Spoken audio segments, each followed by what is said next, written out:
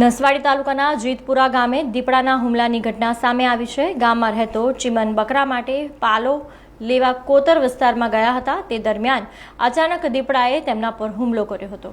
નસવાડી તાલુકાના જીતપુરા ગામે પ્રાથમિક શાળાની બાજુમાં ચીમનના બંને હાથ પર દીપડાના પંજાના ઘા વાગ્યા હતા। જોકે સદનસીબે તેઓ આબાદ બચી ગયા હતા। ઇજાગ્રસ્ત ચીમનને તાત્કાલિક સારવાર માટે દવાખાને ખસેડવામાં આવ્યા હતા। ઘટનાની જાણ થતાં જ વન વિભાગની ટીમ તાત્કાલિક ઘટના સ્થળે દોડી આવી હતી અને દીપડાને પકડવા માટેની કાર્યવાહી હાથ ધરી છે। ઉલ્લેખનીય છે કે જ્યાં દીપડાએ હુમલો કર્યો તે સ્થળની નજીક જ પ્રાથમિક શાળા આવેલી છે, જ્યાં નાના બાળકો અભ્યાસ કરે છે। આ ઘટનાને પગલે ગ્રામજનોમાં ભયનો માહોલ ફેલાયો છે। સ્થાનિકોએ વન વિભાગને દીપડાને વહેલી તકે પકડી લોકોને સુરક્ષા પૂરી પાડવાની માંગ કરી છે।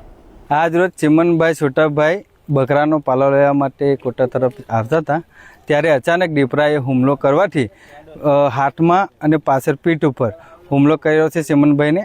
અને ફોરેસ્ટ ખાતાને પણ જાણ કર્યું છે કે ફોરેસ્ટ ખાતાની ટીમ આવી પણ ગઈ છે, પણ ફોરેસ્ટ ખાતાને એટલી વિનંતી કે ગામના જે દીપડાને પકડવા માટે જલ્દીથી જલ્દી પિંજરા ગોઠવી દે। જંગલ ખાતાના સાહેબને ખાસ અમારી વિનંતી છે કે અહીંયા ગામમાં જીતપુરા ગામની અંદર દીપડો કેટલાક દિવસથી એમ ચાલુ કહેવાય, અડધો પડતો છે પણ કોઈને દેખાનો તો પડતો કહેવાય।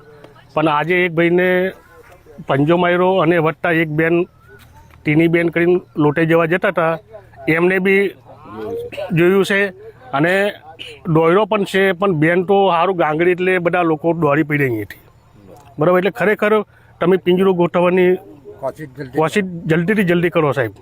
હા।